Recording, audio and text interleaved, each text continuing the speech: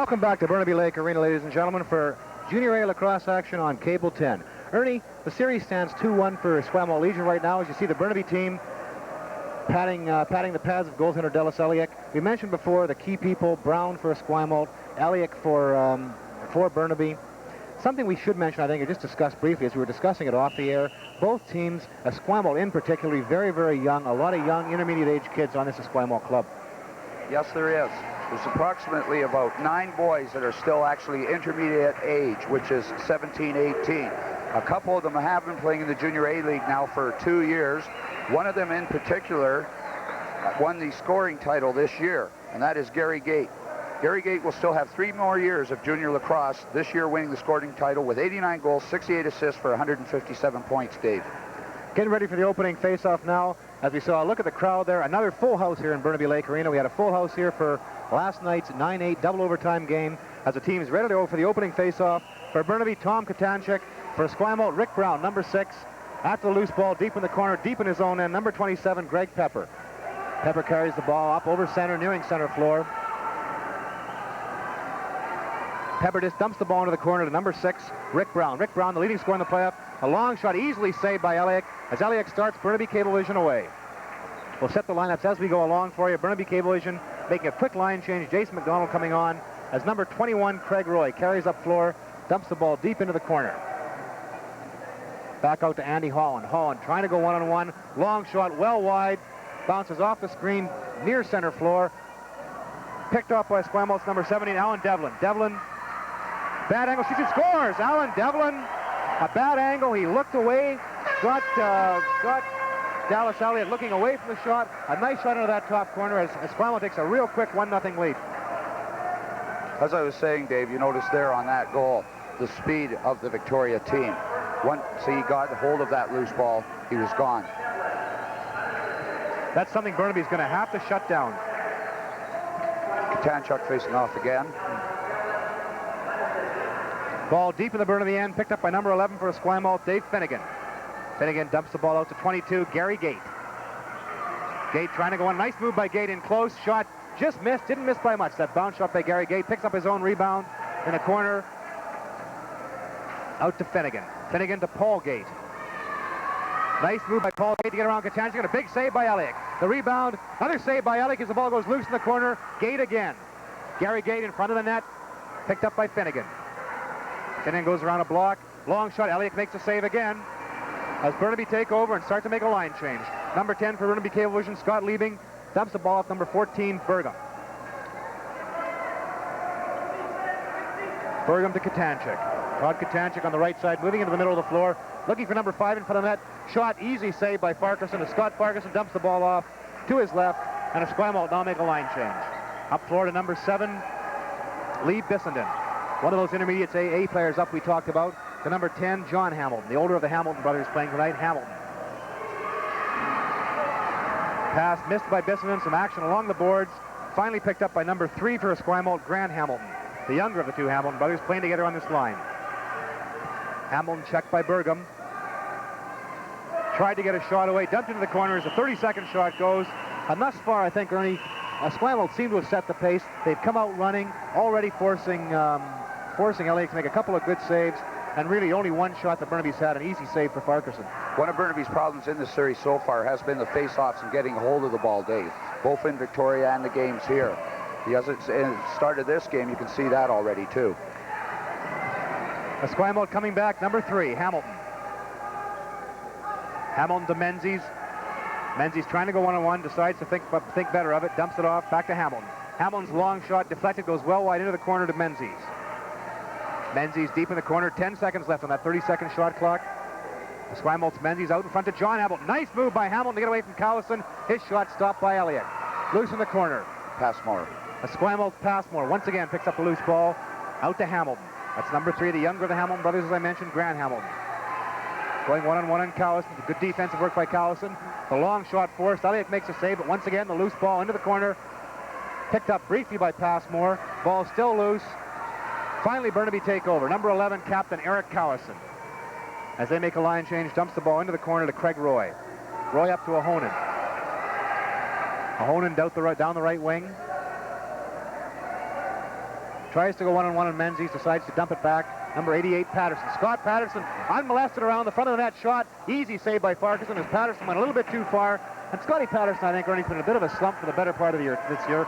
Talking to Burnaby General Manager Jack Crosby a few days ago, has sort of scored in fits and starts, not like he did last year. That's right. Scotty is very capable of putting a lot of balls in the net. He started the year off well, but since then and the playoffs, he has been in a little bit of a slump, Dave. Interference call going against the Esquimalt. Burnaby will take over to the right of goaltender Delis Eliuk, and once again they make a line change. Todd Katanchik takes the pass off the interference call to Burgum. Burgum back to number 47, Rob Dick. Dick tries to go 1-1. A nice shot by Dick, just wide. 15 seconds remaining on the shot clock, but it's turned over anyway on the possession call as the Esquimalt take over. Nice hit, beautiful hit by number 5, Dave McKeeman. Knocks the ball loose, but Pepper picks up the loose ball for Victoria, for Esquimalt, pardon me. Greg Pepper fakes the long shot, didn't fool McKeeman, as McKeeman doing a good job on Pepper. Good work of defense, good defensive work by McKeeman. Into the corner to Captain Brown, nice shot outside. Long shot at the end of the 30-second clock by number 14 of Esquimalt, Tommy Marechek, as Burnaby take over, loose ball down the center floor, and once again, Esquimalt controlling the loose balls. And Ernie, as you mentioned, Burnaby have got to control loose balls. Loose balls mean possession, and in lacrosse, possession is indeed 9/10 of the law. Well, this was, as I said earlier, this is the thing. Burnaby's got to be on top of Victoria. They can't back off. They have too much speed, and that's the whole story it's going to be in this series, Dave. Gary Gait going around the block, set by number 9. Paul Gait, his brother Paul, but the interference call made. The two Gait boys now. Sorry, are you on the screen? So referee, go ahead, Ernie. The two Gait boys are very particular to watch, as Paul and Gary. They've been together, and they are identical twins, and their thoughts seem at times to be identical too. Burnaby in the Esquimalt end, Keith Callison. 5 seconds left on the shot clock. The pass dumped in, picked off by Farquharson as the ball's turned over to Esquimalt. Number 22, Gary Gait. Gary Gait going one-on-one, as you see Gait alone on the screen. Long shot by Gait, big save by Eliuk, almost caught off guard as Andy Holland after the loose ball behind the net, but Gary Gait picks it up again. Long shot once again, Eliuk makes the save. An interference call there, pretty obvious interference. It's number 10, Scott Leading, pushed off the Victoria player, and once again, Esquimalt will take over Gary Gait. And something people I don't think notice about Gait, a tremendous loose ball man. Not only the great goal scorer, but very, very good in the loose balls, Ernie. That's correct. This line out for Esquimalt right now is one of this lines, again, that there's only one player on there that won't be around for 3 years after this year. Scott Patterson for Burnaby Cablevision, crossing center floor. Down the right side, dumps the pass in front, intended for leaving, but once again, Esquimalt take over. Nice hit. Farquharson picks up the loose ball, dumps it off to number 4, Mike Simpson. Mike Simpson, another intermediate A up for this game, passes it off to Bissenden. Bissenden to Grant Hamilton. Hamilton dumps the ball into the corner to brother John. John Hamilton, long shot, hits somebody on the way to the net. The shot clock carries on. 9 seconds remaining on the shot clock for Esquimalt. Grant Hamilton, nice move to get away from leaving. Gets the shot away just on the clock, but the ball turns over on that 30-second turnover. Burnaby has to start moving the ball faster. Has to start moving the ball much faster, Dave. You see goaltender Delis Eliuk. Eliuk, a tremendous series against the New Westminster Junior Salmon Bellies in the semifinals with McKeeman right up the middle on his own. Shoots and scores! Beautiful move by Dave McKeeman, pardon me. And I think Esquimalt coaches Jay and Lynch will be having a few words with their defense there as the defense just opened up like the Red Sea parting, allowing McKeeman to go right up the middle. Nice shot, got goaltender Farquharson up on his toes, put it stick side on Scotty Farquharson. It's a 1-1 tie, 12:55 remaining in the first period.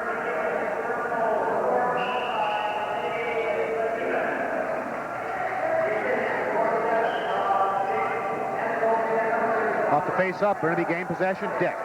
Dick who got the assist along with goaltender Delis Eliuk on the first Burnaby goal.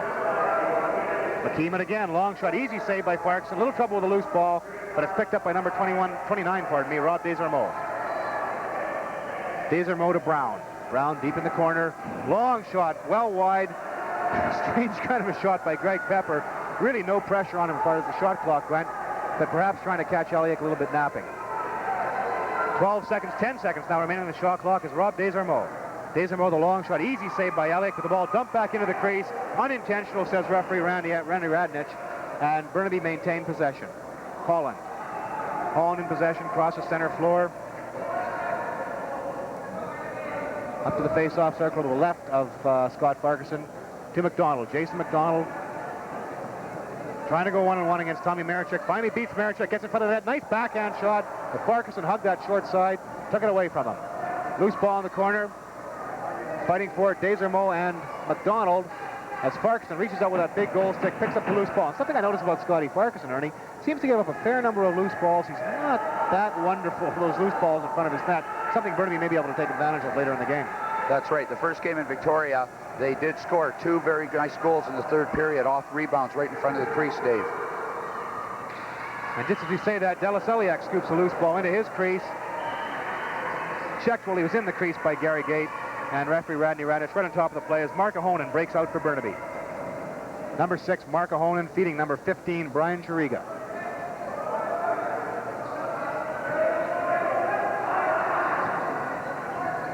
To Austin. Austin to Mark Ahonen. The Esquimalt defense really shutting Burnaby down. It's number 11, Dave Finnegan. Nice pass by Finnegan. Shot by Paul Gait. Big save by Eliuk. Finnegan after the loose ball, dumps it back. Finally retrieved by number 12, Tom Christing. Christing dumps it off to 4, Mike Simpson. Simpson to Finnegan. Finnegan's long shot off the post. And the long bounce shot by Dave Finnegan off the post to the right of Eliuk. And Esquimalt will take over deep in their own end as Farquharson comes out of the net, dumps the ball off. Finally bounced up to Finnegan again. 24 seconds still remaining on that shot clock as Gary Gait. Gary Gait being checked by Liebing. Tries to dump that pass in front. That's knocked down as Liebing takes over. Liebing getting that ball out wide as Burnaby make a line change. Robbie Dick having trouble with that pass from Liebing, but Liebing right there to scoop it up, dumps it off to Katanchik. Katanchik back to number 47, Rob Dick. Dick looking in front of the net, picked off by the Esquimalt player, number 12, Tom Christing. And Burnaby really likes to use that pass across the front of the net, and I think maybe they, thus far anyway, having a little trouble executing that pass. Ernie, I think with the Esquimalt players keeping their sticks up, knocking those passes off through the middle. That's right. They're containing their defensive positions very well, and they have the center blocked off. A lot of the Burnaby movement has been from the outside. They'll have to start penetrating. Keith Callison down the left wing, dumps the ball over, and there's just what we mentioned again as Andy Holland picks up that loose ball. Long shot by Craig Roy, easily stopped by Farquharson, but once again a rebound off of Scott Farquharson. The interference call on number 21, Craig Roy, and Esquimalt take over. Long pass up to John Hamilton. Hamilton down the right wing, dumps the ball into the corner. Brother Grant Hamilton, he misplays that ball, and it's into Eliuk, and Burnaby once again make a line change. Quick line changes by Cablevision in particular. Scott Liebing. Liebing finds Pat Austin. Austin to a hole, and he can't find anybody open. Finally dumps the ball in front of the net to Liebing. Liebing couldn't get a shot away, though. Behind the net. Scott Liebing out in front. 88 is Scott Patterson. Patterson's long shot bounced off of a body, finally made it into Scott Farquharson. And really, except for the goal by McKeeman, Burnaby really hasn't had a high percentage scoring chance thus far, Ernie. No. Their shots have been very, very far from the outside. There's been nothing inside at all. A good containment. They're just holding their positions, Victoria, making Burnaby do all the work on their offense. Marechek goes one-on-one, gets to Honan, a long shot, easily saved by Eliuk, picked up by Chiriga. Once again, Burnaby make the line change. They continue to make those fast line changes. Katanchik.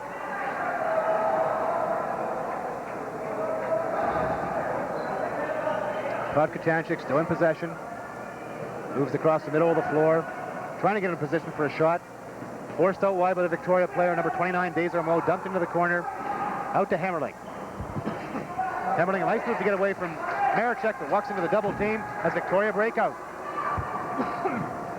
Number 17, Devlin, he scored the only Victoria Esquimalt goal thus far. Runs in the middle of a crowd, dumps it back to Marechek. Tommy Marechek on the left side, winds up the long shot, wide of the net. But the ball bounces back to Scott Farquharson. 10 seconds remaining on the shot clock.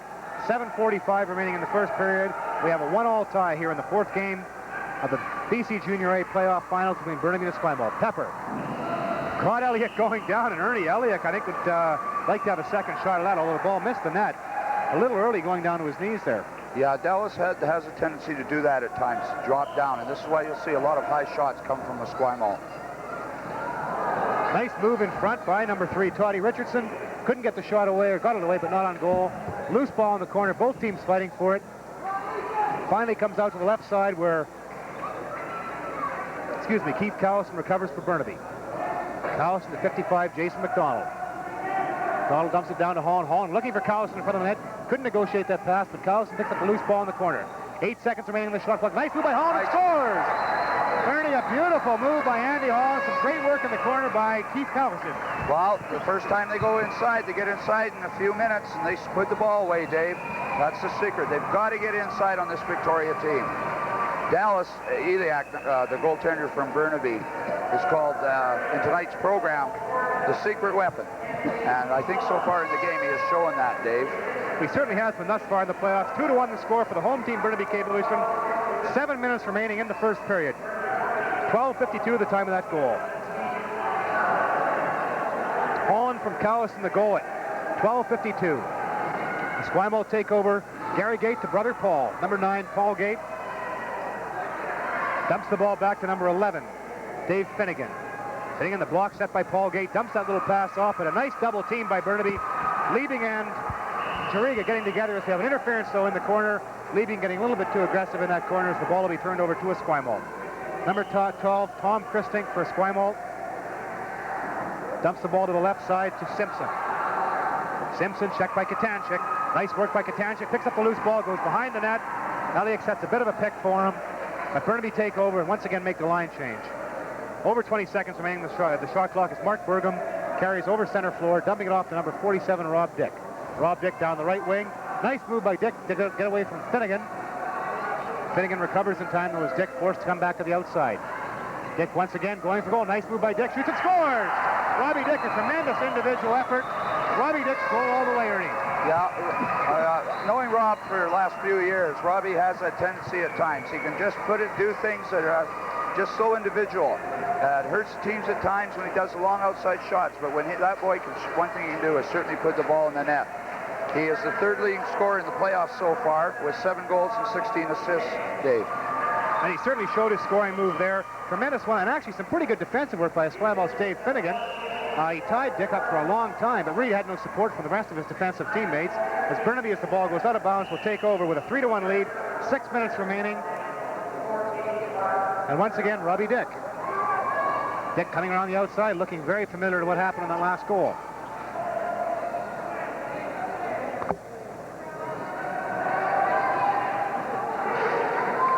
Loose ball picked up in front of the net by Esquimalt's number 3, Grant Hamilton. Dumped out to Passmore. Passmore knocked off the ball, but number 25 recovers. Menzies.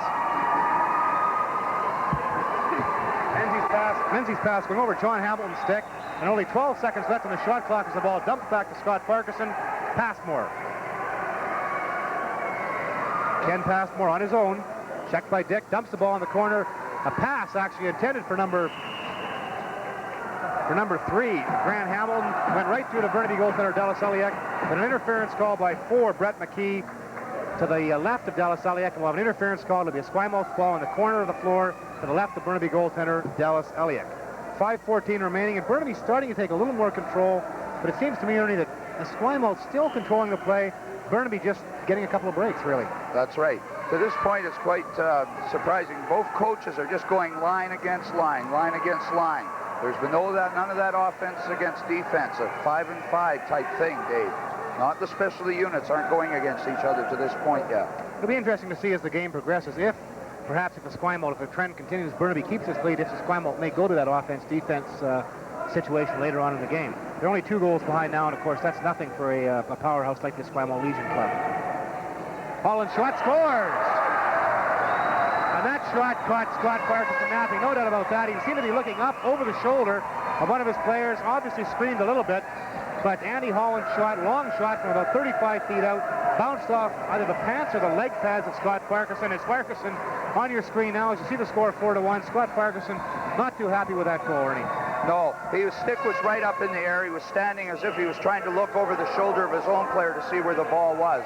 Andy Holland just came over the top, the ball hitting him low and bouncing into the net, Dave. And Andy Holland gets his second goal of the night on Burnaby's 4 goals. Callison and Roy getting the assists. 4:34 remaining in the first period. It's a 4-1 Burnaby lead. Off the face-off, 21 Roy dumps it back to Eliuk. Roy to Keith Callison. Burnaby captain Keith Callison down the left wing, dumps the ball into the corner. Hard to see from our vantage point who that was. Down to number 3, Richardson. Back up now to Holland. Holland's got 2 goals already. Into the corner. Nice pick set for Callison as Callison comes out of the corner. Finally dumps the ball back. 5 seconds left on the shot clock. Long shot by Holland. Farquharson stopped that shot and once again didn't really have that much of a look at it. And a rebound comes out and that's scooped up by Jason McDonald. Burnaby take over and they're starting to control those loose balls, especially in the Esquimalt end, Ernie. That's right. And one thing you mentioned earlier, Dave, those rebounds Scott Farquharson is giving up, Burnaby's starting to take a whole control of them. Certainly are. That shot in the crease as referee George Morneau right on top of the play. Esquimalt take over. 3.5 minutes remaining, just over 3.5 minutes remaining in the first period. Burnaby in a 4-1 lead. Hamilton. Hamilton for Esquimalt, moves right up the middle. Checked by Richardson, shot by Hamilton. Big save, Eliuk. The rebound tried to scoop in by John Hamilton. That shot goes wide, and Eliuk recovers the loose ball in his crease. Burnaby take over again, Ahonen. Ahonen to Chiriga to Liebing. Scott Liebing checked by Hamilton. Dumps the ball off into the corner. Number 44, Pat Austin, deep in the corner, waiting for a pick, doesn't get it, dumps the ball to Ahonen. Back to Austin. Austin's long shot well wide of the net. With only 3 seconds left on the shot clock, it's back into the Burnaby end. And we'll see Dallas Eliuk just dump the ball into the corner, so Esquimalt will take over. Pat Austin's had a heck of a playoff for Burnaby so far. Tremendous outside shooter. Of course, he got the winning goal in sudden death overtime in Burnaby's only win thus far, Ernie. That's right. That was the 9-8 win for Burnaby. Pat has scored in the 8 playoff games so far 19 goals to go along with 6 assists. That's not a bad record. 19 goals in 3 games. Or pardon me, 8 games, I guess it is, counting the semifinal series. Over 2 goals a game. Not a bad pace. Burnaby in possession, deep in the Victoria end. Long shot stopped by Farquharson, but the whistle went for an interference call, and Esquimalt once again take over. And I think on time of possession, Esquimalt has certainly had the play, but in the last 5 or 6 minutes, Burnaby has got 2 or 3 really good high percentage shots, and they seem to be catching Scott Farquharson napping a bit on those long shots. Yeah, he doesn't seem set, Dave. The loose balls, though, Burnaby, and the face-offs in that last 5 or 6 minutes, they've been getting more, too. And as usual, they're getting the big saves like that one by goaltender Dallas Eliuk. Loose ball in the corner, kicked into the corner. Both teams jostling for it, trying to knock it back as Esquimalt, but in there is number 47 for Burnaby, still trying to scoop up that loose ball. A nice effort by Dick, but finally the loose ball retrieved deep in the Esquimalt end by number 17, Alan Devlin. Devlin has the only Esquimalt goal thus far as we into the last 2 minutes of this first period. Devlin, a long shot, stopped by Eliuk. Burnaby player forced back into the crease. Not much he could do about that, but a good call by Randy Radich. The Burnaby player definitely jumped back into his own crease with a little assistance from the Esquimalt player as Gary Gait takes over in the corner. League scoring champion Gary Gait comes around a pick. Gait shot, scores! A beautiful bounce shot by Gary Gait. You know, we could watch that ball from our vantage point up, Ernie, right into the top corner. And Eliuk perhaps dropped a little too early on that as you see Gary Gait, league scoring champion, heading to the bench, scoring his first goal of the game and Esquimalt's second goal of the game. Now 4-2. Burnaby Cablevision in the lead. When he went to take that sidearm shot, Dallas thought that he would be shooting at about hip high or around that area. But Gary has that tendency that when he shoots, he turns that stick over. And when he did that, he caught Dallas down and it just bounced up over his shoulder right into the net, Dave. Beautiful shot by Gait. I think the key to that shot was he kind of hesitated a bit. And I think from a goaltender standpoint, when the player hesitates like that, that's when the goaltender starts guessing. And in that case, Dallas Eliuk guessed wrong. Grant Hamilton. Long shot well wide of the net. Loose ball, though, recovered by number 11. Still Finnegan in possession. Finnegan trying to get that long shot away. Good defense, though, by Richardson. Finnegan dumps the ball to Paul Gait. Paul Gait, 5 seconds left in the shot clock. Some nice moves by Gait in front of that. Scores! Number 25, Brent Menzies, but a great effort by Paul Gait. The unsung Gait, I suppose. The one you don't hear that much about. But a tremendous effort getting that loose ball Got a dipsy-doodling between a couple of Burnaby checkers. Spotted Menzies alone in front of the net. Dumped the ball to him, and Menzies, with exactly 1 minute remaining, makes it 4-3. We mentioned a 2-goal lead. Not much of a cushion, and Esquimalt's come right back. Now a 1-goal Burnaby lead. Off the face-off, number 27, Pepper. Grant Pepper tries to dump that backhand pass off into the last minute.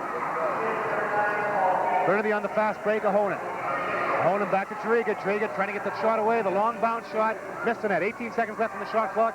38 seconds remaining in the first period. Ahonen. Ahonen gets the block by Liebing. Over to Austin. Austin to Liebing. Liebing. Parkinson just got a piece of that. It didn't look like he saw that to the last second, Ernie, and I really think Parkinson looks a little shaky. Number 4, Mike Simpson. 15 seconds left. I'm sure Esquimalt now will play for that last shot. We may even look for them to pull their goaltender, Parkinson, with 3 or 4 seconds left. 10 seconds left in the period. Brown. Number 6, Rick Brown, trying to go one-on-one. Getting nowhere fast, but a nice pass to score! As Rick Brown feeding Alan Devlin right in front of the net. Devlin's second goal with 1 second remaining on the clock. That pass by Rick Brown, number 6, Dave, was just something unbelievable. He didn't even look. He knew he was there. He took one peek. He turned back. He tried to make a cut. He couldn't do it. And that ball just went back over his shoulder and right into Devlin's stick. I think for the young kids watching the audience, a perfect example for the defensive standpoint for what happens when you turn your back on an open player like that, no matter what the situation. The Burnaby player turned his back. Devlin just stuck his stick out as the buzzer goes to end the first period. The end of the first period. Alan Devlin, with 1 second remaining, ties the score at the end of the first period. Burnaby 4, Esquimalt 4. Ernie, pretty much what we expected in that period. Burnaby trying to shut down the Esquimalt fast break. Esquimalt getting the better of the playing time, I suppose. But I guess Burnaby, a couple of good long shots, jumped into that 4-1 lead, but Esquimalt, showing their power, came back to tie it. Yes, in the early goaling, the shots on goals were definitely in Esquimalt's favor. Eliuk made some tremendous saves. Burnaby did take that lead, but the Esquimalt speed, it showed up. And they came back, and they've tied the score up. Ernie back at Burnaby Arena for second period action in this 4th game of the Burnaby Junior A playoff series. 4-all tie at the end of the first period. We've got a lot of this big crowd wandering in front of us now. There we go. Now we're back in business. I think things went pretty much as expected. Esquimalt Legion outshot Burnaby 22-14 in that period. Dallas Eliuk, as we talked about before the game and during the period you mentioned, has been the key to the Burnaby team thus far, has been the key tonight. A couple of late goals by Esquimalt, but really I think an even period in terms of, I guess, scoring chances, but certainly Esquimalt had the better of the playing time. Yeah, they were on the offense much more, and here we are now back to the play, Dave. Off the opening face-off, an interference call goes against Esquimalt. Burnaby take over. Ball dumped up on the left side to number 11, Keith Cowison. Cowison to Holland. Holland's checked by McLaren. Dumps the ball back to Cowison. Cowison behind the net now, behind the net. Katanchik in front of the net. The ball dumped off, dumped wide, but the Burnaby player Holland was into the crease as goaltender Scott Farquharson takes over. Greg Pepper for Esquimalt carries up over center floor down the right side as Burnaby set up their defense.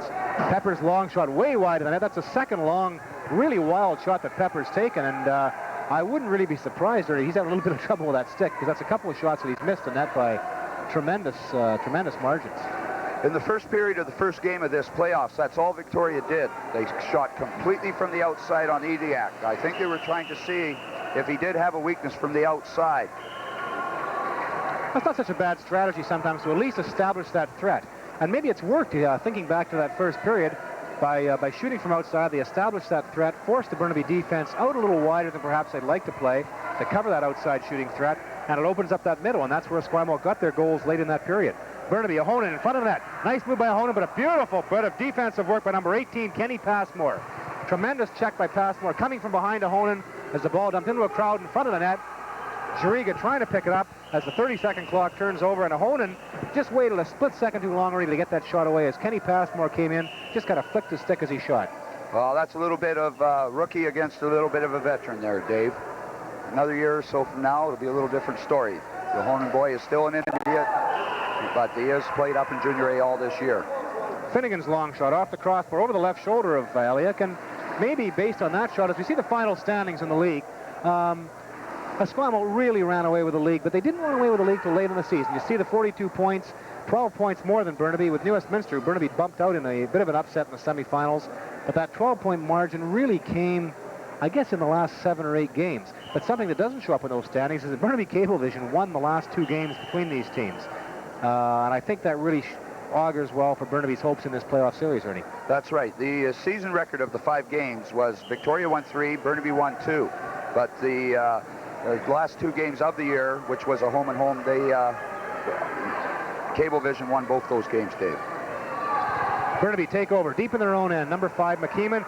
A dangerous pass up to Burgum. And Burgum luckily escaped with his life there, as I'm sure Mark Burgum will be having a chat with Dave McKeeman about that pass between periods or on the bench. Long shot picked off by the Esquimalt player up to Finnegan. Esquimalt breaking out quickly now. Finnegan right up the middle. Looks for the open man. Couldn't get the pass away. Good work by McKee to come back. And the long pass to McKeeman. McKeeman couldn't pick that pass in as Farquharson picks it off. Burnaby going for that long fast break pass. Couldn't negotiate, and Esquimalt's Passmore takes over deep in his own end. Passmore up to Simpson. Pardon me, to Paul Gait. Looks like a 4 from this angle. Paul Gait up to brother Gary Gait. Gary Gait on the outside. He's got one of Esquimalt's 4 goals. Hello. Gait coming around the outside. Yeah. Takes that long shot. Easily saved by Eliuk. Eliuk just dumps the ball off for going that long pass this time. Better to keep control of the ball, I think, Ernie. A tie game. No need to rush things. No, it's this point of the game. Settle it down. Work the ball. Let the ball do the work. There's no time to rush yet. Andy Holland to Keith Callison. Callison back to Holland. Checked by Gait. Nice move by Holland. Long shot wide of the net, though. But the ball bounces back. 2 seconds left in the shot clock. They'll have to get that ball away. And Richardson, a smart move, just dumps the ball into the corner. And that's something we see a lot more of, is that ball, as we see the score 4-all, as we're 16 minutes, just about 3.5 minutes into this second period, still a 4-all tie. Players with a couple of seconds left in that shot clock, rather than taking a kind of a desperation shot, dumping the ball into the corner, Ernie. Yeah, well, the thing is, if they take that desperation shot and they miss the net, it gives up that long rebound. And against this Esquimalt team, if you watch them when they're on defense, as soon as a shot is taken, they have at least one player breaking to the offensive zone at all times, Dave. Long shot taken by number 21, Roy, bounces all the way back into the Esquimalt end. And Esquimalt will take, or pardon me, Burnaby will take over deep in their end. Deep in the Esquimalt end. Number 88, Scott Patterson, takes the ball into the corner. Referee George Morneau, or Randy Radnich, pardon me, gets the play in motion. Patterson. Patterson dumps it off to Liebing. Back to Patterson. Behind the net to Pat Austin. Austin in front of it, looking for that quick stick to Scotty Patterson. Couldn't get it through to him as Driga takes over. Driga to Patterson, shot easily saved by Farquharson right in the midsection. But Farquharson this time controlled that loose ball, something he wasn't doing very well in the first period. I wouldn't be surprised that either Terry J or Jim Lynch, the two Esquimalt coaches, perhaps mentioned that to Farquharson, and he certainly took care of it in that shot. Brown's long shot wide of the net. Rebound picked up, though, by number 21. There's that long shot I was talking about, Dave, right there. Patterson having trouble with the loose ball, and Devlin picks up the loose ball, and a perfect opportunity. And Patterson, we mentioned earlier, he's been a bit of in a slump, pretty well a season-long slump, really. Fighting the ball there, a nice backhand shot, big save by Eliuk, a little bit lucky as he was going the other way. And Eliuk picks that pass off from behind the net. Burnaby takeover, Liebing. Liebing jogs the ball up over center floor, looking for the open man on the line change. Finds 47, Rob Dick. Dick has one of those 4 Burnaby goals. The others coming from Dave McKeeman and 2 by Andy Holland. There's McKeeman. He scored the first Burnaby goal. But that loose ball picked off by Brown. Brown being bothered in there, more than checked, I guess, bothered by Hemmerling. And the loose ball turns over to Burnaby. Robbie Dick, 27 seconds left on the shot clock. They get lots of time now in the Victoria end to get a shot away. Katanchik. Katanchik runs into a crowd, gets a shot away. Farquharson makes a save. Rebound picked up by Devlin. Devlin looks for that outlet pass, knocked down by Burgum. As the ball loose into the corner, an alert play by Desmond Moe, but an even more alert play with the Burnaby player in front of that shot. Big saves, Farquharson, And McKeeman, I think, Ernie, could have dumped that ball off very easily to Katanchik and ran into a bit of the crowd instead. That's right. Instead of coming around out to the front, Todd Katanchuk, number 22, was standing right there and on his proper stick side to boot.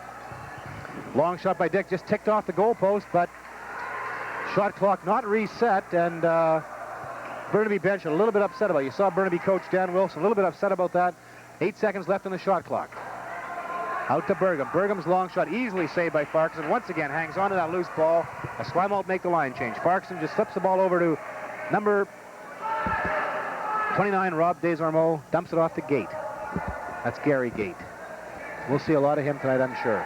Gary Gait being checked by Hemmerling. Nice move by Gait in front of the net. Big save, Eliuk. And the interference call as Burnaby's number 12 just roared in. Ron Anhofer, an intermediate up with the Burnaby Junior A club tonight, just roared in his paws. Gary Gait. Gary Gait going one-on-one against Hemmerling. Coming back outside. Nice shot by Gait. Big save by Eliuk. Just got that left glove hand on it. Esquimalt take over there. Paul Gait. Out to Gary. Gary, big save again. Eliuk, he hangs on to the loose ball this time. And Burnaby, I'm sure, will make a line change. Dallas Eliuk, another big save. Once again, hanging on to that loose ball. Something he does very, very well. Burnaby in possession in the Esquimalt end. 13:02 remaining in the second period. Still a 4-4 tie. All the goal scoring coming in the first period. Burnaby captain Keith Callison to Holland. Holland dumps the ball down into the corner to in front of the net. A nice pass from McDonald in front of the net to Callison. First timed it off the post, and Farquharson kind of took that shot in his pads off the post. Has Finnegan. Nice move by Finnegan to get away from Callison. Dumps the ball in front, but number 7, Lee Bessenden, couldn't take that pass from Finnegan, and Burnaby take over. Callison going one-on-one and Finnegan. Nice shot by Callison. Big save by Farquharson as Callison reached in the crease. He argues it, but there's no arguing with the referees as referee George Morrow right on top of the play. No doubt at all, no hesitation in making that call. And I think from up here, it looked to me like he did reach into the crease to pull that ball out. The ball was still in the crease when he reached in, Dave. John Hamilton on the outside.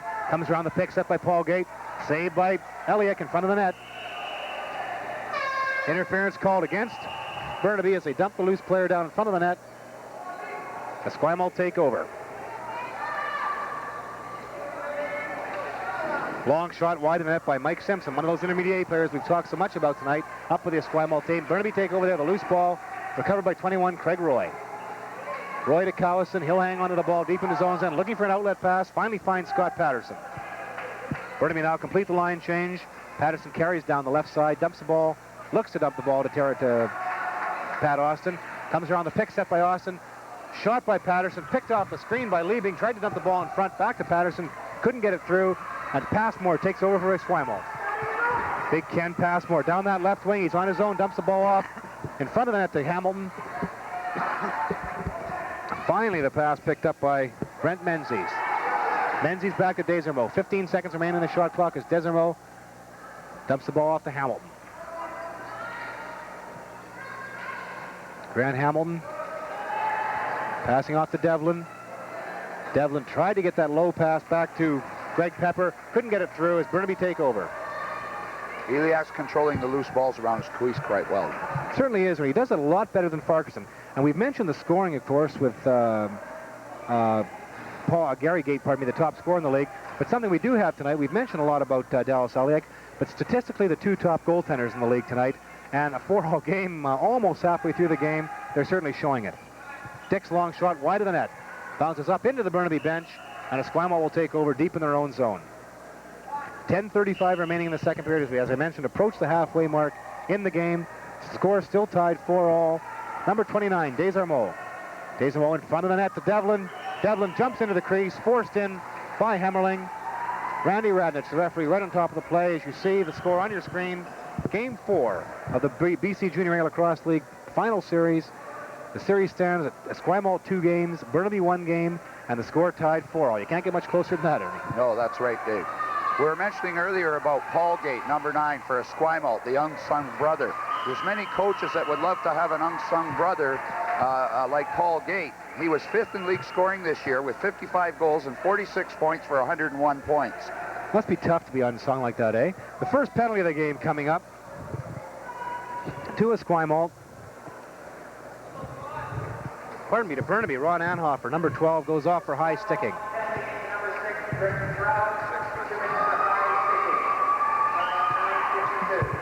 Okay, now we got it straight. Rick Brown, number 6, leading scorer in the series, goes off the first penalty of the game. We'll see Burnaby's power play. They have their chasers out there now to get that loose ball. Roy dumps it off to Ahonen. Mark Ahonen bounces it back to Craig Roy.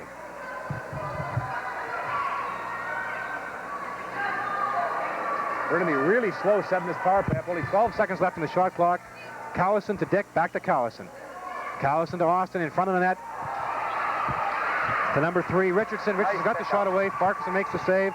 Burnaby take over, though. Now they've got 25 seconds. We'll do something with that power play. Ahonen to Cowison. To Dick. Cowison shot wide. Off the helmet of Todd Richardson. Picked up in front of the net by Austin. And his stick and ball and everything else goes flying. Farquharson picks up that loose ball. Dumps it off to Paul Gait. Nice move by Gait. Beautiful move to get away from Cowison. Paul Gait in front of the net. Nice save by Eliuk, and that's a big save. A shorthanded goal at that time, Ernie, as Finnegan came off the bench. Really would have been a heartbreaker. Esquimalt has done that many times this year. Their short man is so potent, it's unbelievable. Austin's shot bounced off a Victoria's stick as once again Esquimalt take over.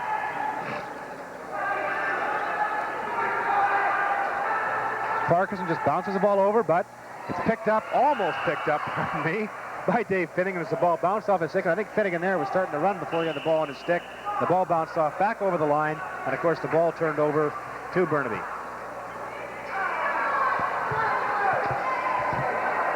There you see the penalty minutes over the season, pretty close between the two teams. Neither team a particularly aggressive team. Esquimalt with 578 minutes, 602 for Burnaby.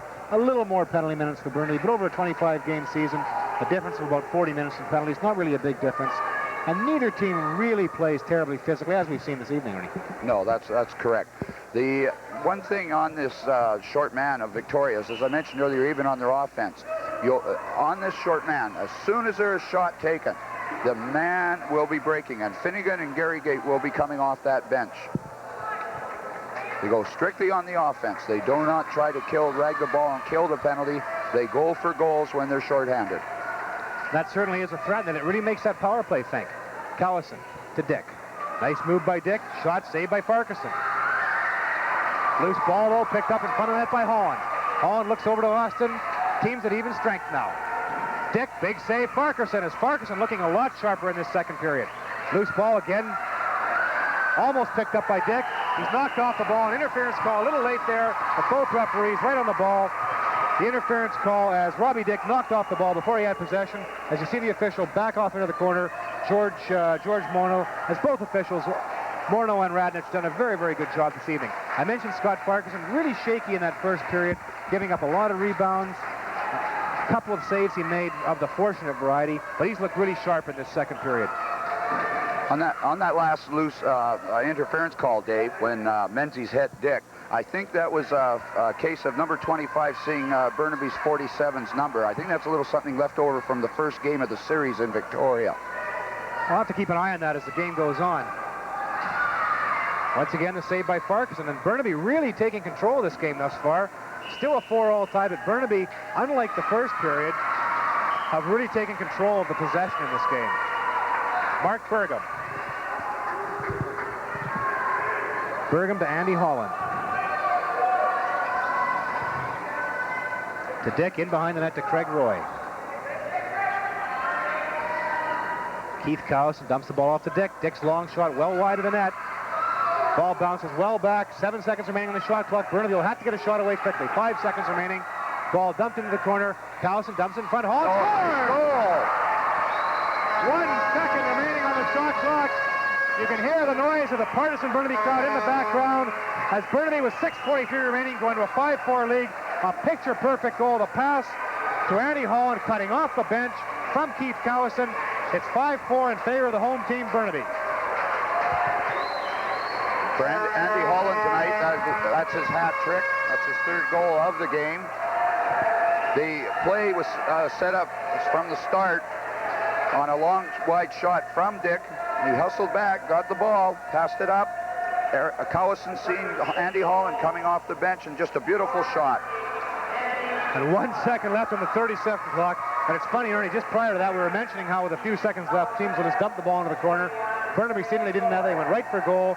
And a beautiful goal, perhaps the best looking goal of the game, if you like. Oh, certainly, Dave. Just a beautiful shot, cutting across, a lovely pass to set it up, and just a very quick release. That goalie doesn't have much chance on that, Dave. No, cutting across, came back to Parkinson's glove side, about halfway up the net, not right in that top corner. Real difficult place for a goaltender to get to. Burnaby back in the play now, Katanchik. Katanchik behind the net finds Ahonen in front of the net. Ahonen off to the right.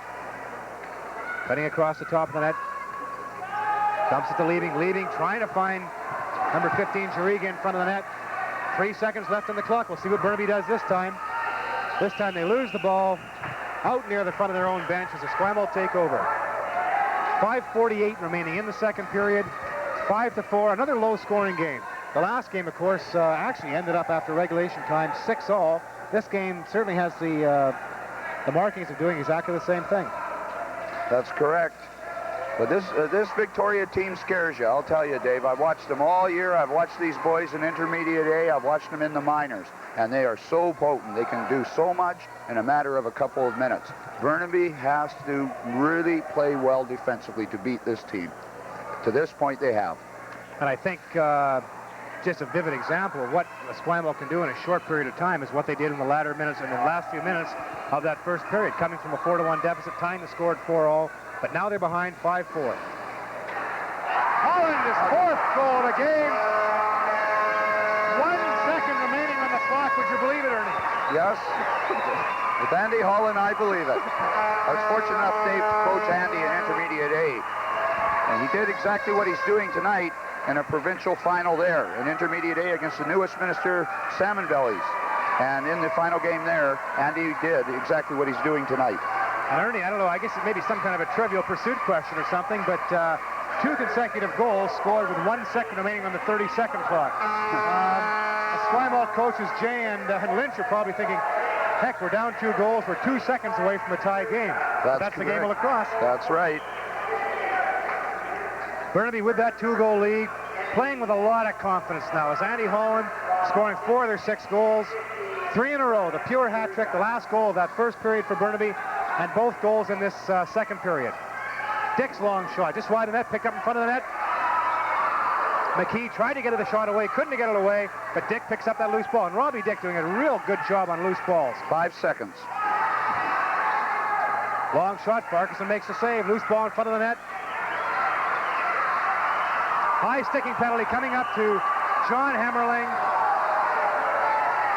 A little bit of a cheap call as he was playing the stick, but he certainly caught the Victoria play of Devlin right on the helmet, and we'll see what promises to be a potent Victoria power play as we just see the penalty box. You can just see the helmet of number 18, John Hammerling, on your screen in that Burnaby penalty box. But with 4:24 remaining, only the second penalty of the game, a real good chance for Esquimalt to get back into this game. The Victoria team has their loose ball players out now. They will be changing up immediately to their power play unit upon getting possession of that ball. There you see the total offense for the teams over the season. Once again, pretty close. Esquimalt, 412 goals over the 25. There's a penalty, Dave. Burnaby, 382. And just as we speak, a penalty coming up. Number 25, Brent Menzies, he knows he got the penalty, a tripping penalty, and a pretty stupid penalty to take, I might say. I shouldn't be editorializing, I suppose, but not a smart penalty to take when you've already got the odd man play. Well, it certainly takes an advantage away when you're 2 goals down and you have a power play, and there's only a matter of a couple of seconds, just to face off, and you take the penalty back. It certainly takes the momentum away from your own team. And it's certainly going to give a lift to Burnaby as we see the face-off at center floor now. Randy Radich positioning the ball between the center sticks. And they'll draw it again. Both players, both numbers 22, Gait for Esquimalt, number 22 for Burnaby, Todd Katanchik. Katanchik, one of the better face-off players in the league, but this time it's Rob Desormeaux on the loose ball. Both teams now playing 5 men aside. 4 minutes remaining now in the second period, a 6-4 Burnaby lead. Esquimalt, Tommy Marechek on the left side, dumps it back to Gait.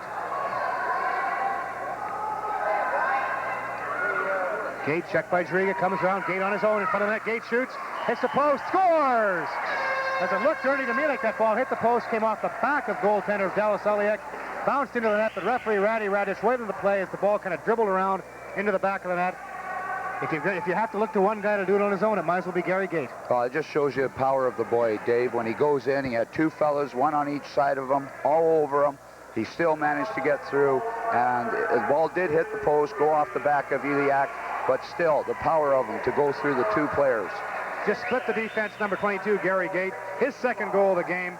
And it's funny, I was about to say, as we saw Gait in possession, I'm sure with the Esquimalt down a couple of goals, one goal now, of course, but at that time down a couple of goals, we're going to see an awful lot of Gary Gait. He really is money in the bank. Oh, certainly. Gary Gait is the premier player right now in the BC Junior A Lacrosse League. There's no doubt about it.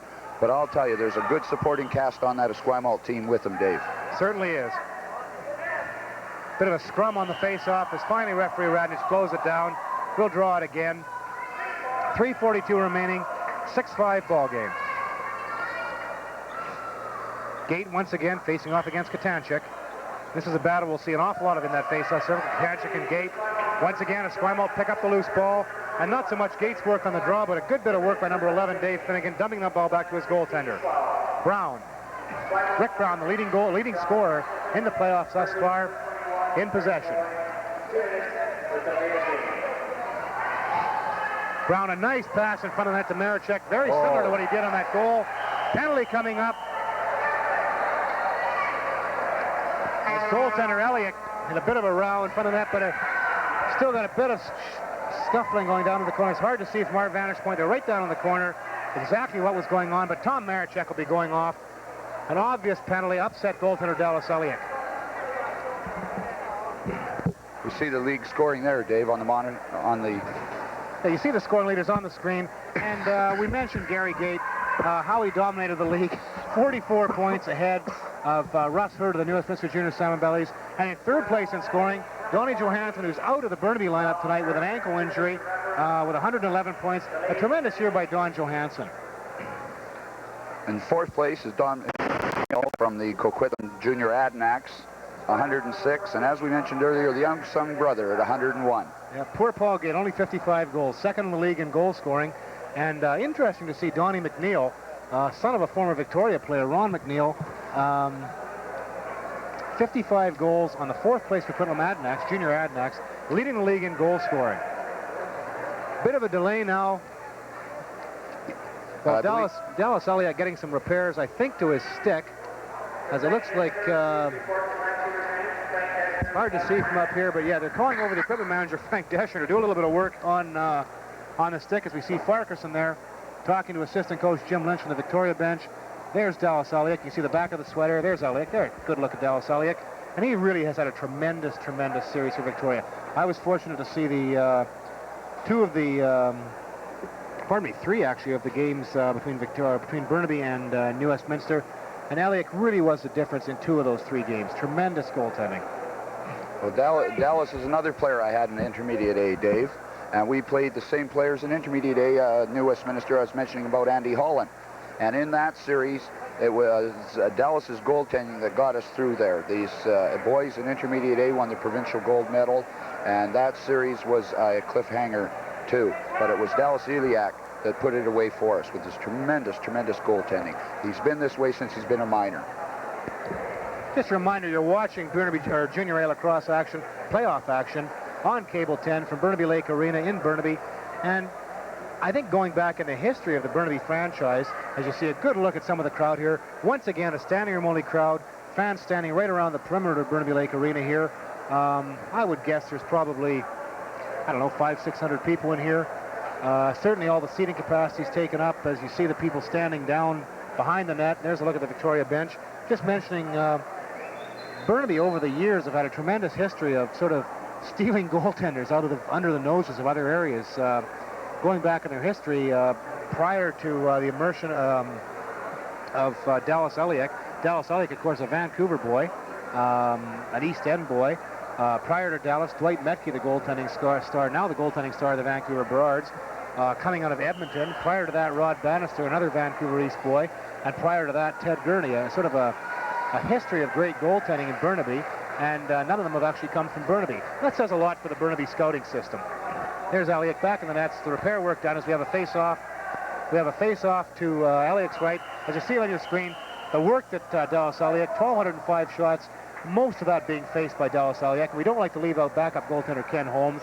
He spelled off Dallas Eliuk, but really Dallas, no question about him being the #1 goaltender in the Burnaby system. And I think, in the opinion of most experts, the #1 goaltender in junior A lacrosse right now. Action resumes. Play down in front of the Burnaby bench. Picked up by Liebing, but he's checked nicely by Finnegan. Esquimalt take over. Gait. Gary Gait's long shot wide of the net. Picked up by Liebing. Nice bit of loose ball work by Scott Liebing as he dumps the ball back to Jariga. Jariga looking for Katanchik as Katanchik had his back turned going to the bench. And Esquimalt will take over. Behind the net, number 27, Greg Pepper. Pepper just carries the ball up over center floor, dumps it off to Gait. That's always a pretty safe move for the Esquimalt players, dumping it off to Gary Gait. That's Gait. You have a little bit of offense against defense set up here now, Dave. Long shot way wide of the net, but it looked like Pepper's stick hit the Burnaby player. As we're playing 3-on-3 now with the penalty situation. Passmore and Hamilton coming out along with number 15. McLaren. Ernie, you mentioned the offense against defense, but now we have the man short play as Burnaby had the power play. Shot by Dick, and Farkas had a little bit of trouble with that. Got his stick on it as Burnaby would have a 4-on-3 odd man play for a few seconds. Passmore trying to run over Andy Holland, and came up a little more than you expected. Holland on the breakaway. Holland 1-on-1 against Farkason. Shoots. Big save by Farkason as Andy Holland going after goal number 5. Ball dumped back into the Burnaby zone as Burnaby will set up their power play 4 against 3. I think we're all even now. Victoria player coming out of the penalty box. We're all even now at 4 against 4. Pardon me, we're now 5-on-4 as we get these penalties sorted out. Cowison to Austin. Cowison back to Austin. Austin back to Cowison. Cowison to Dick. Shores! Robbie Dick, a beautiful bounce shot down the short side. As you see, Dick being congratulated by Captain Keith Cowison. A beautiful outside shot halfway up on the net, the glove side of goaltender Scott Parkinson. And with 1:26 remaining in the second period, Burnaby regained that 2-goal lead. Now 7-5 favor Burnaby Cablevision. With the power play set up in lacrosse the way it is, and the ball moving across that fast from the setup man, Cowison, has made it very, very difficult for any goaltender, even one of Parkinson's exceptional abilities, to move across to block that shot, and especially the bounce shot coming up. Of course, the key to that, Ernie, was the quick movement between Austin and Cowison. Pat Austin, the left-handed shooter, or the right-handed shooter on the Burnaby power play. Back to the point man, Keith Cowison. 3 or 4 passes quickly between them. Sort of got that Victoria defense shifted. Finally opening up the pass to Dick, and he put it away. Burnaby again, shot off the pipe. Burnaby really taking charge. 1:02 remaining in the second period as the ball went out of bounds off the goalpost behind Scott Farkason. We'll have a face-off to Farkason's left, and we'll see Rick Brown against Burnaby's top face-off man, Todd Katanchik. We were mentioning earlier about the 2 goaltenders in this game, Eliuk and Farkason. The difference in the season, Dave, between the 2 of them was decimal 2-1 percentage points in Eliuk's favor. You're not going to get much closer than that over a long season. Less than a minute remaining, 53 seconds. You see the time remaining on the lower corner of your screen. Shot keeps running. 1 second remaining. Long shot. But the pass in front of that was the 30-second clock goes. 28 seconds remaining now as Burnaby, a similar situation to what Victoria had in the final 30 seconds of the first period. We'll see Burnaby working to get that one good shot. Eliuk moving out of the net. I mentioned they may pull him with a few seconds left, but he's going back into that now, retreating back into toward his net. As Burnaby, 20 seconds remaining, will have time to get 1 shot away. Burnaby has all offensive players out there now. They're going to take advantage of these last few seconds, Dave. Yes, in effect, Burnaby's got their power play on the floor. They've got all the members of their power play out on the floor right now. Cowison runs in a bit of a crowd, recovers his own loose ball, though. 3 seconds. Back. And that'll end the period as Burnaby sort of wasted things a little bit at the end of the period there. But still, they'll be more than happy to go off with a 7-5 lead. Andy Hall in the story thus far. 4 goals for Burnaby, 2 of them in that period. Rob Dick, 2 goals. including the last goal, the 7th goal. Gary Gait, his 2nd goal of the game in that period. Very low scoring period, 3-1. But I think the play much more even. Burnaby certainly had more of the play in terms of ball possession in that 2nd period. And I think they're full margin for that 7-5 league, Ernie. Oh, certainly. They just gave the stops in that period. Esquimalt goalie, 15. Burnaby, 8. And what you just said, Dave, shows up right there. It certainly does. You see the teams going off now. Score at the end of the 2nd period. Burnaby Cablevision 7, Esquimalt Legion 5. We'll be right back with play-by-play of the 3rd period.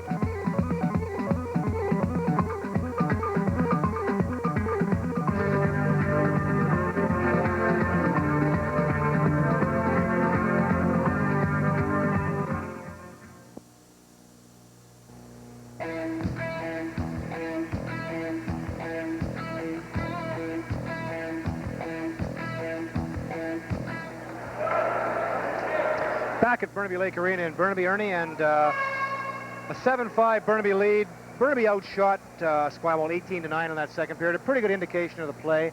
And I think Burnaby played with a heck of a lot more confidence in that 2nd period than perhaps they did in the 1st. Yes, that's certainly true, Dave. They just seem to have momentum building for them. And on that Holland's goals, that just changed it around. On his hat-trick goal, and then his 4th goal especially. The momentum is strictly with Burnaby at the end of that period. No question. I think scoring 2 consecutive goals, we mentioned it as a bit of a trivial sort of a thing during the announcing of the 2nd period, but I think scoring 2 consecutive goals, each with 1 second remaining on the 30-second clock, it's got to be a little deflating to the Esquimalt players. They've got to start thinking, well, geez, you know, somebody up there doesn't like us tonight. Action back on Paul Gait. Paul Gait for Esquimalt. Gait's long shot off the pipe. Off the pipe and out of bounds. We'll have a face-off to the left of Burnaby goaltender Dallas Eliuk.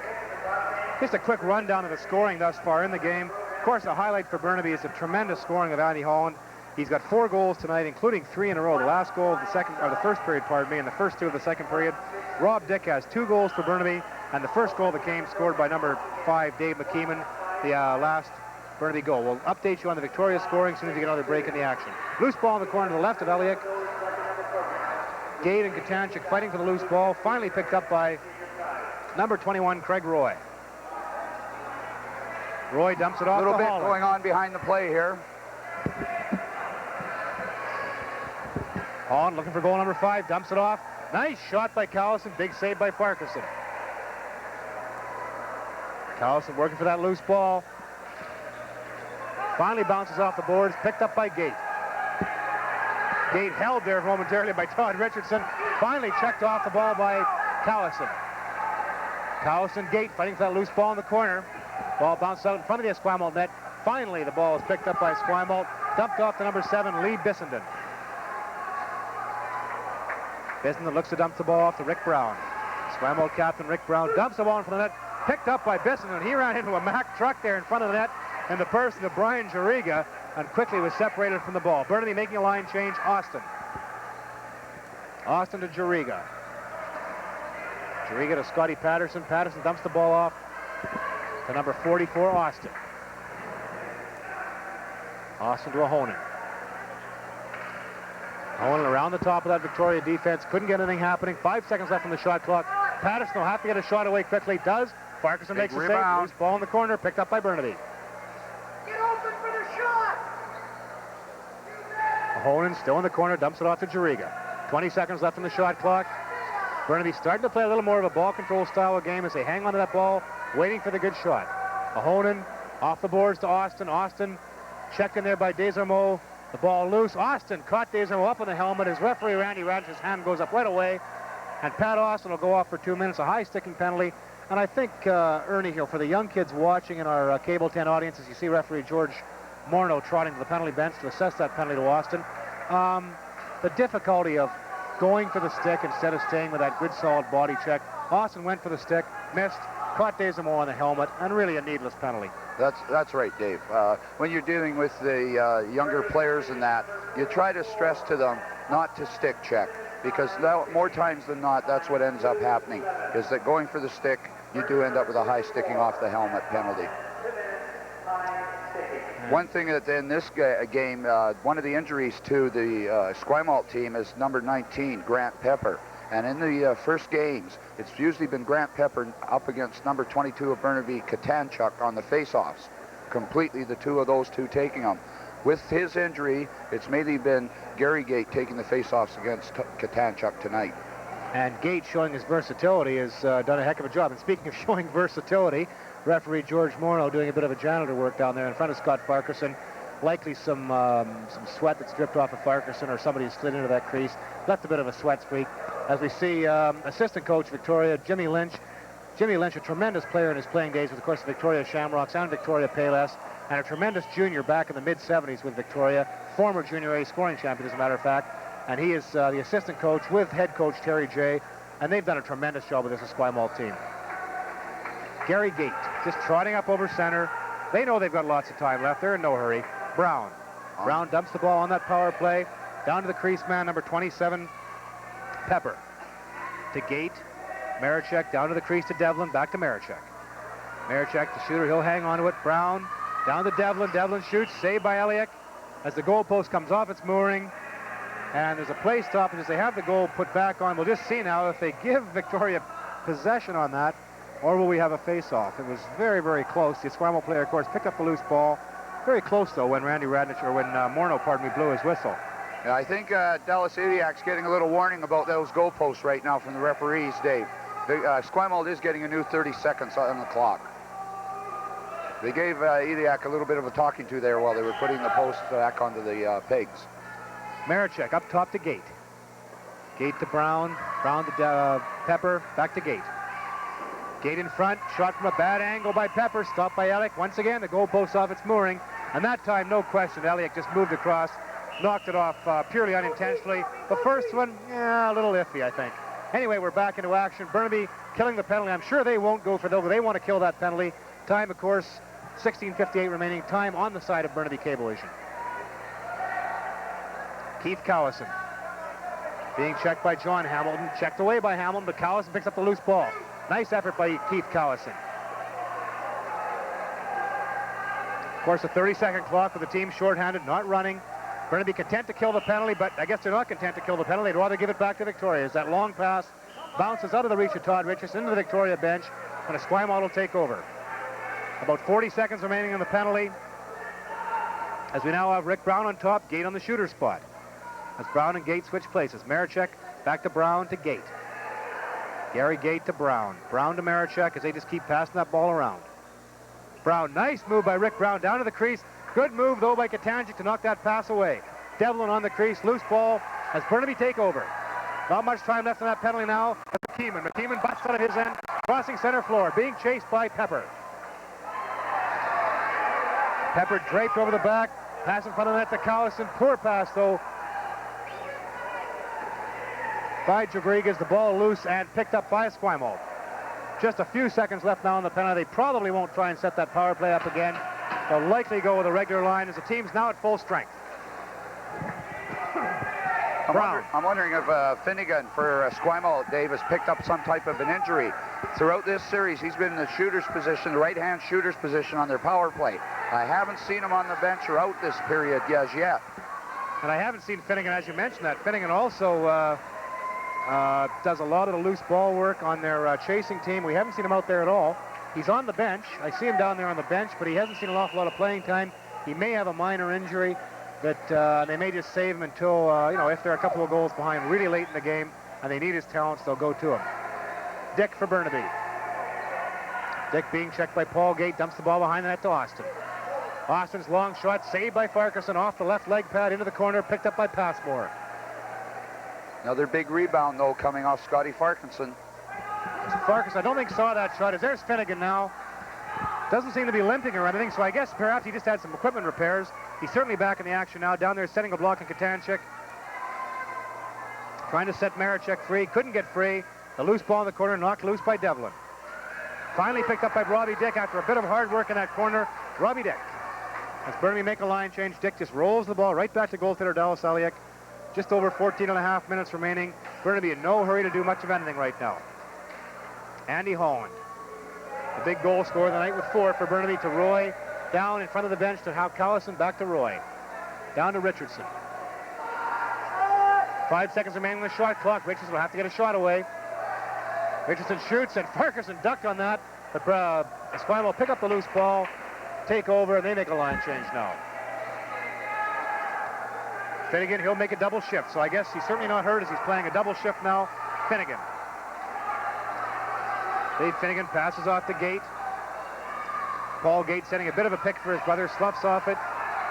Gait waiting for his brother to set a pick for him. 5 seconds left on the shot clock. Gait in front of the net, feeding Katanchik. It's Katanchik, picks up the loose ball. Roy, pardon me, picks up the loose ball. Held momentarily by Gait, but he dumps it off to Eliuk. Mark Ahonen. Nice move by Ahonen. He'll dump the ball off to Austin. Pat Austin, checked by Gait. Gait just lets him go behind the net. 6 seconds left on the shot clock. Austin still behind that. He'll come out. He'll have to get a shot away quickly. Passes off to Ahonen. Ball dumped in front. Scores! And I mentioned earlier, Ernie, that perhaps Victoria wondering if the gods were smiling on the night as Mark Ahonen just dumped the ball in front of the net, looking to pass the ball to Austin in front of the net. It bounced off of somebody. We'll have to pick up the goal scoring, whether it hit Austin or not in the way, or whether it's Ahonen's goal. A tough break for Scotty Farquharson as the Victoria team did a pretty good job of shutting down the Burnaby offense. Yeah, it's just one of those things that happen every so often. It was just a little loop sort of pass into the middle in front of the net and hit something or somebody. It's Ahonen's goal. Yep, Ahonen gets credit for the goal, his first goal of the game. 6:41 the time of the goal. Now the 3-goal deficit, Victoria is going to have to go to the attack. And you'll see an awful lot of Gait as they're making the line change now. As we see Brown, and I'm sure you'll see, Ernie, we talked about them going offense, defense. You're going to see an awful lot of those Victoria offensive players. Well, they're all out now. You have the 2 Gait boys, Finnegan, Marechek, the great intermediate, and Pepper. It's total offense now, and there it is. And it certainly pays off right off the bat. Pepper called back in the crease as he reached into the crease to direct that ball past Eliuk. A nice play called back on a crease infraction. In effect, Ernie, what Esquimalt are doing, they're playing their power play unit as a regular line. That's right. And as soon as they get possession, they've got their checkers out there now. As soon as they get the ball back, I'm sure you'll see that power play unit back in action. And I think you'll see the Burnaby coaches will start to counteract this by doing the same things themselves. Here they go. They're doing it now.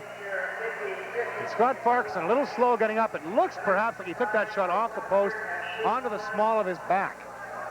He's shaking his right arm, the back of his right shoulder. Okay, this is the Burnaby bench. As you see the Burnaby bench, there's Coach Matt Aiken in the middle of the Burnaby bench. A little bit of a concerned look on his face. 12-16 remaining, a 3-goal lead. Gary Gait in possession. Pushed off the play by Jariga. Back to Pepper. Pepper dumps the ball out to Brown. Brown to Marechek. Nice play in front to him. Score! Beautiful shot by number 17, Alan Devlin, as that power play unit playing as a regular line. Clicks for Esquimalt. Alan Devlin got the first goal of the game, gets his second goal of the game now, and now it's 8-6 as Victoria get back within 2 goals. Still plenty of time remaining, 12:04 the time remaining on the clock. For Devlin, I believe that's his hat trick tonight. That's his 3rd goal. They also, this is what we were talking about at the beginning, Dave and myself, the offense-defense. The defense of Burnaby is going to have to contain that line, Dave, because I can tell you now that Terry J and Jim Lynch will be throwing at him continuously now. 7:56 the time of the goal, and I'm sure what we'll see on the Burnaby side of things, as there's a bit of a break in the action, is Scott Farquharson over getting a bit of a drink on the Victoria bench. You see the players kind of milling about at center floor, waiting for Farquharson as he took a bit of a shot off the goalpost, either in the back of the neck or the back of the shoulder. Back to the Burnaby defensive alignment, as there you see Farquharson just heading back into his net now for this face-off at center floor. Gait and Katanchik, as we've seen the better part of the evening, taking this draw. Burnaby will be going largely with their man-short unit and then plugging an extra defensive player on, then making a quick change. Burnaby probably will not go necessarily to their power play unit as an offensive unit. They'll probably stick to regular lines on offense to go right back to that tough defensive man-short line when they lose possession. Burnaby in possession now. Katanchik leaves the floor after winning that draw. Patterson replaces him, and Patterson has possession. Patterson, nice individual effort, but all for naught as the ball into the crease to Scott Farquharson as the Esquimalt take over, and there's that line change we've talked about. Marechek. You'll see Marechek, you'll see Devlin. Simpson out there now. We'll see who he replaces. Looks like Brown is being replaced by number 4, intermediate Mike Simpson. Gary Gait being checked in the corner. Nice shot by Gait just wide of that low corner. Loose ball picked up by Marechek. Marechek to Devlin to Paul Gait. Paul Gait, long shot wide of the net. And a follow-through penalty coming up to Paul Gait as he followed through right across the legs of Burnaby's number 10, Liebing, as Gait shaking his head a bit as he goes to the bench. But no question, Liebing didn't really advance into that play. He stood his ground, and Gait definitely followed through across the upper legs. We see Paul Gait in the penalty box, and Burnaby's power play coming up. And this could be a real key power play. There you see the way the playoffs have gone thus far, how the teams got here. Esquimalt defeating the Coquitlam Adanacs, Junior Adanacs 3-0 in their semifinal series, and a tremendous semifinal series between Burnaby and the second-place New Westminster Junior Salmon Bellies. Finally won 3-2 by Burnaby, as we've mentioned earlier, largely due to the tremendous goaltending of Dallas Eliuk. Burnaby power play unit now. Richardson, he'll go down to the crease. He'll dump the ball off likely to number 44, Austin, and then head down to the crease. Austin in possession, up to Callison. Callison to Dick, to Holland, to Dick, back to Callison. They'll move it around quickly. Callison, back to Austin, shot off the Victoria player. Burnaby will regain possession as it went out of bounds off a Victoria player. Callison. Callison to Dick, back to Callison to Austin. They move that ball around quickly around the top of that power play. Knocked down that time, though, by Brown. Into the bench once again. Possession goes back to Burnaby. Keith Callison. To Dick, back to Callison. To Dick. Dick shot wide of the net. Ball bouncing around in there. Finally picked up almost by the Esquimalt player. Finally corralled by goaltender Scott Farquharson. Farquharson to Brown. Brown dumps it up to Gait. Couldn't get possession of that ball as the ball turns over now to Burnaby. Jariga dumps it off to Dick, leaves the floor. And on the floor comes Pat Austin to complete that Burnaby power play unit. Dick to Callison. Back to Dick to Callison. Burnaby really moving that ball around quickly. Callison shot wide. Picked up again, though, by Callison. He's checked as he gets the ball away. Pat Austin trying to dump that ball back, but it's picked up by Brown, then dropped again. And finally, as they're playing a bit of field hockey out there on the floor, finally dumped back with 1 second left on the shot clock. Excuse me. The ball turned over. Esquimalt never really had possession, of course, so that shot clock kept right on running. And now Esquimalt will take over. About a minute left in that penalty. Roughly a minute left in the Burnaby penalty. Pardon me, they're back at full strength. Gait still in the penalty box. Gary Gait. Brother Paul still in the penalty box. Gary Gait being double teamed, eludes that double team. Jariga and Liebing doubling up on Gait. Now Liebing goes over to help out. Pepper now. Victoria just trying to kill the rest of that time off. Marechek, nice move on Marechek. He'll dump it back. As the penalty up, Paul Gait comes back on the floor. Gait down the middle. The pass goes astray, though, as Finnegan tried to hit Gait coming under the penalty box. Esquimalt still in possession. Back to Finnegan. Finnegan's long shot saved by Eliuk. And a nice hit as Pepper just stood there in possession. Stood there and took a real good hit by number 15, Brian Jariga, in front of the Burnaby bench. 20 seconds left remaining on the shot clock. Gary Gait moving in front. Dallas Eliuk picks up the loose ball. Burnaby will take over. And there'll be a no hurry, Ernie. They're just going to want to play good, solid ball control, no turnovers, minimum mistakes as Scott Liebing leaves the floor. That's right. They're going to be wanting using up most of that 30 seconds now, Dave, on every possession. In the Esquimalt end, 13 seconds left on the shot clock. McKeeman. Long shot by McKeeman. The rebound, that big rebound. Picked up by Hamilton, but finally dumped back to Farquharson. Bit of rough stuff going on between McKeeman and number 25 of Esquimalt, Brent Menzies. Nothing will come of that as Menzies dumps the ball off the Gate, and we'll likely see a good part of that Esquimalt power play unit back on the floor. Paul Gait carrying the ball into the corner, nears the face-off circle, comes around. Long bounce shot goes wide. They're trying those high bounce shots, similar to the one that Gary Gait scored on earlier in the game, hoping Eliuk will go down. The long shot right on the 30-second buzzer, turned over easily to Burnaby. Dallas Eliuk as he dumps it off to Captain Callison. Dallas Eliuk, you saw Dallas Eliuk on your screen there just after he picked off that long shot. He has played very, very steadily. Not spectacular as he had perhaps in the New Westminster series, but very, very steady. Making those big saves, Ernie, when when the Burnaby teams really needed them. That's right. At the beginning of the game, there were some shots there that were pretty hard, difficult angle for him, quick pass, but he was there when it counted. Burnaby turned the ball over on the 30-second clock. They're not going to worry too much about turnovers on the 30-second clock now. Time is certainly on their side. As we bring you Cable 10's Junior A lacrosse action from Burnaby Lake Arena, the fourth game of the Burnaby Esquimalt Junior A Lacrosse League Championship Series. Big save there by Eliuk. Hangs on to the loose ball and just calmly dumps it off to Cowison. Keith Cowison seeing a lot of floor time in this third period. Just over 7 minutes remaining. Burnaby breakout. Pass dumped over to Liebing.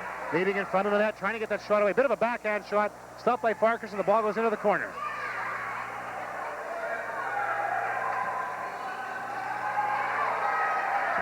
Ball still bouncing around loose. Finally picked up by Liebing. Liebing, lots of time left on that 30-second clock. You can hear the Burnaby bench yelling at them. They've got a new 30-second, not to rush it. Referee Randy Radnich holding up play to allow the Victoria player to get his stick. As you see Finnegan head off, and there's a look at the Burnaby bench. McKeeman standing up at the back of the bench. A lot of the Burnaby players standing up now as they anticipate the last 6 minutes of the game. 6.5 minutes remaining now, an 8-6 Burnaby Cablevision lead. 18 seconds left on the shot clock as Burnaby just moved that ball around. They don't want to take any chances. Patterson still behind the net. In front of the net, Austin. Big save by Farquharson as Austin cut through the middle. Austin on the loose ball. Misses the net. The ball bounces around, kind of dribbles around back into the crease. Farquharson picks it up and dumps it off, and I'm sure once again, here comes that line change, and here comes that Esquimalt power play. Pepper in possession. Pepper to Brown.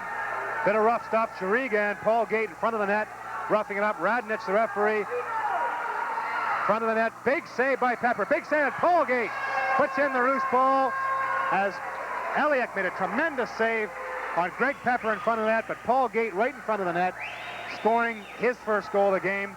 8-7, a one-goal game, just under 6 minutes remaining, Ernie. And I think perhaps the key to that is Brian Chiriga got himself wrapped up in front of the net with Gait, a little bit of high sticking, lost his concentration, and instead of checking Gait, was too busy worrying about the extracurricular things, shall we say. Gait got free in front of the net for that loose ball. That's right. As in any sport, if you're not totally mentally alert and you're concentrating on other things, that's when the mistakes happen. And that's when the goals happen. When you break down from the discipline of a sport, of a game, then the other team will take advantage of that very quickly.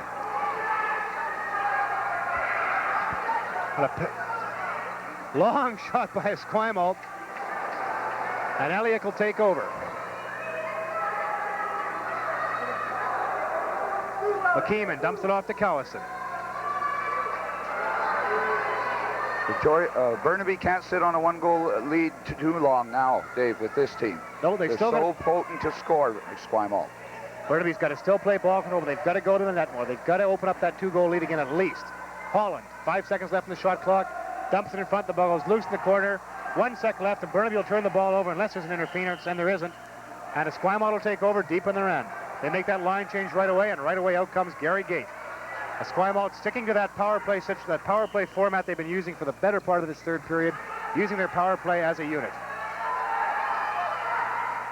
Burnaby has their strongest checkers out on the floor, too. All 5 of the boys out there right now are the strongest checkers for Burnaby. Scott Liebing behind the net as Finnegan was checked off the ball. Liebing just dumps the ball off to number 88, Scotty Patterson. 4.5 minutes remaining, an 8-7 Burnaby lead. Lots of time for Esquimalt to get back into it. Mark Ahonen just circling around the outside, works himself in front, goes into the crease though as Randy Radis, the referee, right in the play. Both teams making line changes. Victoria sending out their defensive people. There's Liebing, Roy, number 4, Brett McKee. Still out there is Andy Holland as out comes Esquimalt's power play. Brown to Gait. Shot by Gait, picked off in front of the net by Brett McKee. McKee comes around the back of the net, dumps it off to Liebing. Liebing looking for the open man, looks across floor, picks up Robbie Dick, number 47. Rob Dick just walking the ball up the floor. Under 4 minutes remaining now. 3 minutes, 51 seconds remaining to be exact. 8-7, Burnaby still in the lead. Rob Dick to Holland. Andy Holland, he's got 4 goals already tonight. The long shot hits number 25, Brent Menzies, in the face. He goes down. Referees and his teammates huddling over him as a Victoria trainer coming out onto the floor to have a look at him. Very difficult to see exactly where he got that ball, whether he got it on the side of the face. As you see, Passmore crouched over. Referee George Morneau signaling for the Burnaby trainer as well. Both trainers out there having a good look at Menzies. When he went down, Dave, it's hard to tell from here exactly where their injury occurred, but it seemed his hands went up very high on his forehead. The time left in the game is 3 minutes and 38 seconds. Still crouched over Menzies in front of that Victoria net. 8-7 the score. As you mentioned, only just over 3.5 minutes remaining. I'm sure Esquimalt will take advantage of this break, an unfortunate break for Barry Menzies as he's coming off the floor. A towel clutched to his forehead or somewhere on his face. An indication that he's cut. Referee George Morneau down there, just out of the screen now. Referee George Morneau wiping up the blood on the floor. We'll try and get a look at Menzies as both team trainers walk him off the floor to the Esquimalt dressing room. You can see him on your screen now. They're clutching that towel, to his face.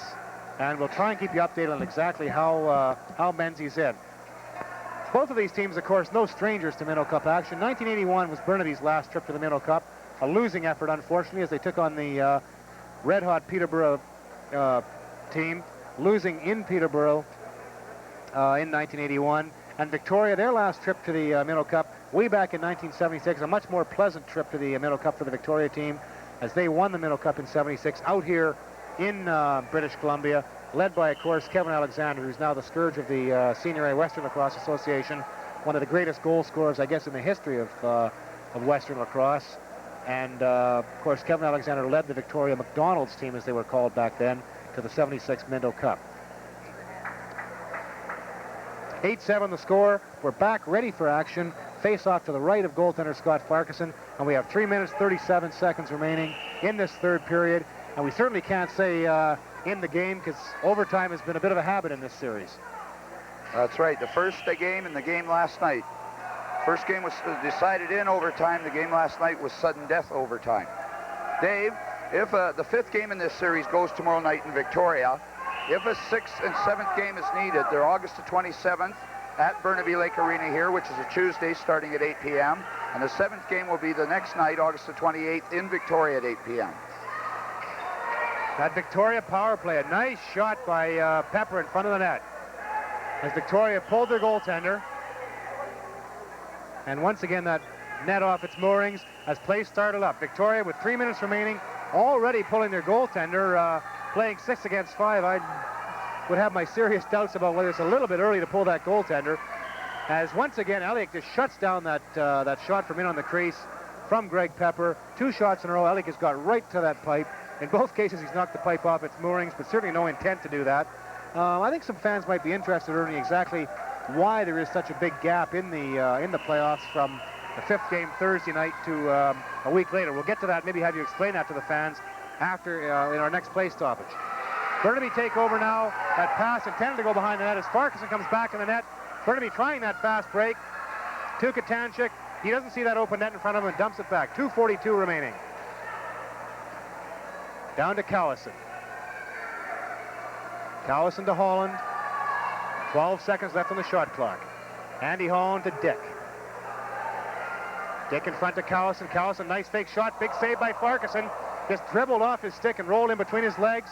And Esquimalt take over as Farquharson heads for the bench. They'll be sending out 6 attackers again as Burnaby set up their zone defense. Marechek back to Brown. Brown to Gait, to Marechek. Marechek to the crease to Pepper. Pepper looking to the other crease to number 17, Devlin. Back to Brown. Brown to Marechek. 5 seconds left on the shot clock. They got to get a shot away quickly. Brown's long shot saved by Eliuk. Big save by Dallas Eliuk.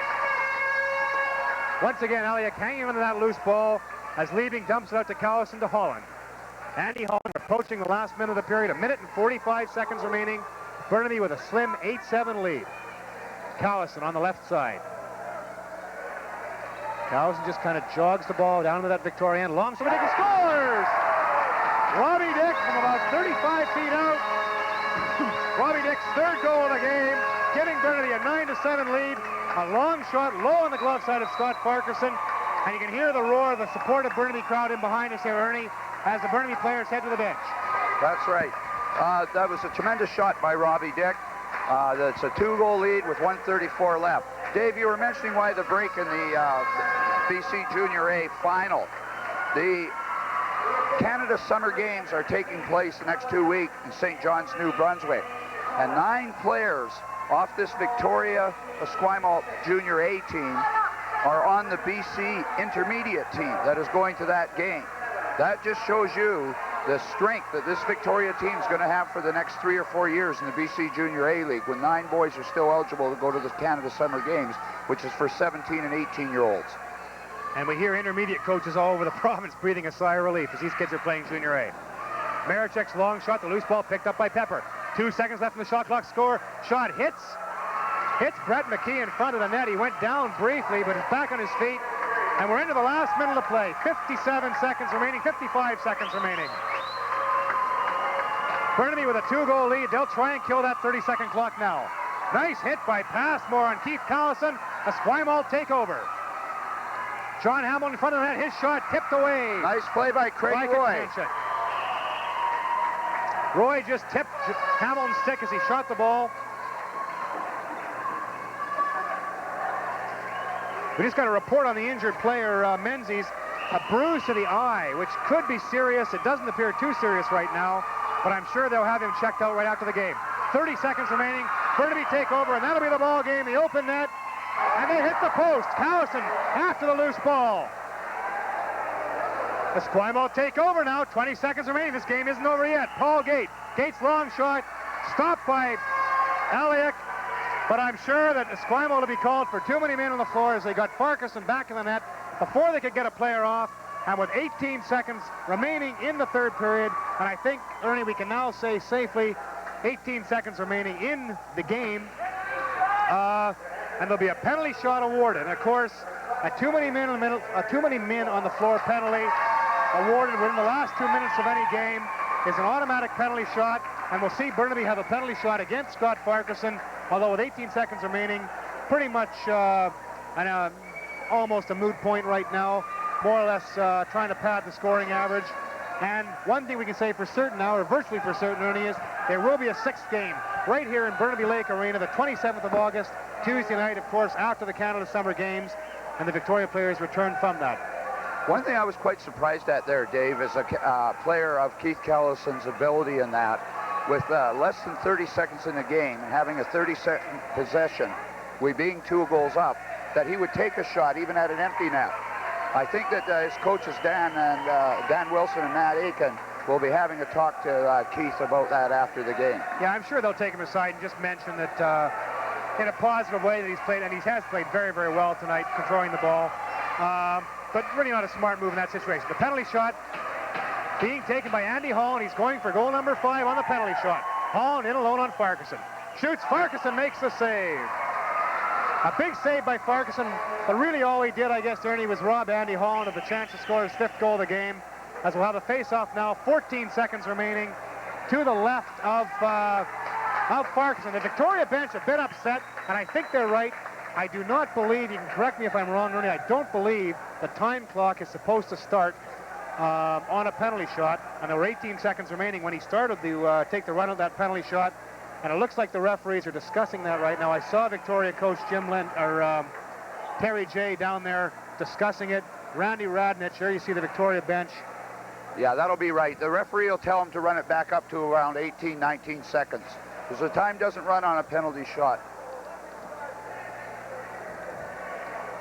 Radnich down, checking with the timekeepers. There you see the time, 14 seconds.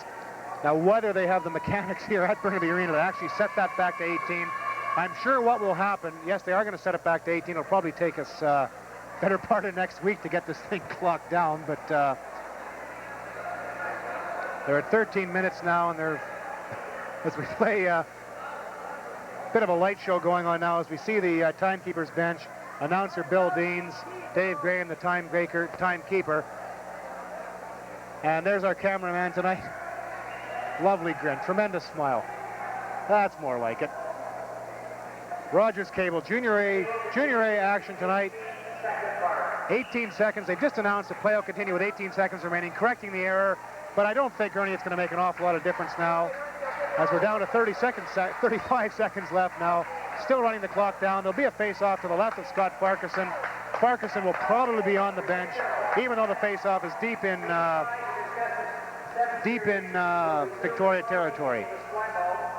Well, Dave, this was a must game for Burnaby. They had to win this game. It would have been 3-1 for Esquimalt if they didn't win tonight.